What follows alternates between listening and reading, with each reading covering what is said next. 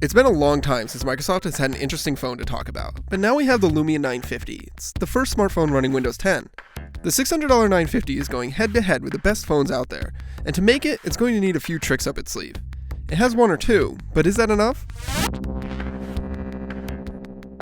But before we get to the interesting stuff, we've got to talk about first impressions. Let's face it, this hardware is not particularly interesting or notable. The 950 is a rectangular plastic slab with no real defining design characteristics.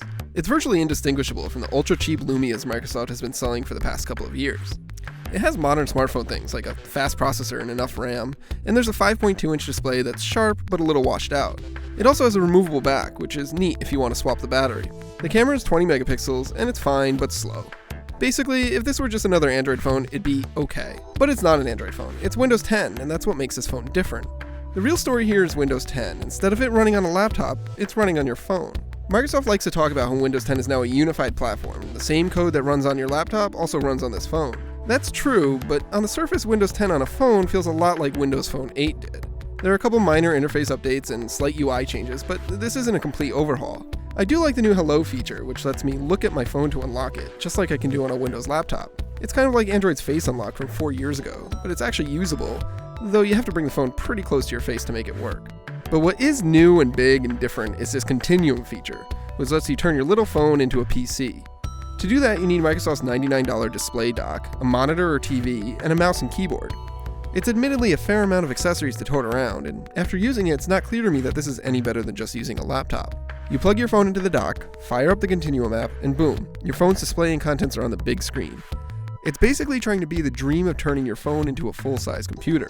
You could check your email, browse the web, compose Word documents, or send text messages from a full-size keyboard on a big display. You can even have one thing up on the big screen and do something else entirely different on your phone. There's something fun about crushing emails with a mouse and keyboard and then unplugging my phone and walking away. Most of this works fine, but the system really drags its feet when you fire up the browser and try to navigate to a few sites, which are now full desktop versions.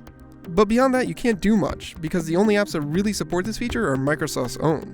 I can't use Slack in Continuum, nor can I use Twitter, Netflix, or a bunch of other apps I might want to see on a big screen. That may change, and developers might enable their apps to work with it, but history tells us that they likely won't. So it's not like turning your phone into a computer, it's like making your phone screen really huge so you can do more phone stuff. That's admittedly cool, but it's limited. And if anything, Continuum magnifies what is still the biggest problem with Windows 10 on phones. The apps that matter just aren't there. I really like managing my email with Gmail or Inbox on an iPhone or Android, or pay for my delicious Chick-fil-A lunch with my Apple Pay or Android Pay.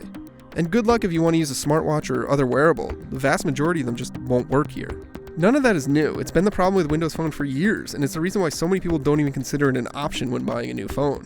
Microsoft managed to update the hardware, which, trust me, was desperately needed, but it still has the same old problems that have plagued its mobile efforts forever. The Lumia 950 may be a phone to satisfy the few remaining Windows fans that want it on every device to use, but unfortunately, it doesn't do enough to resurrect Microsoft's mobile efforts.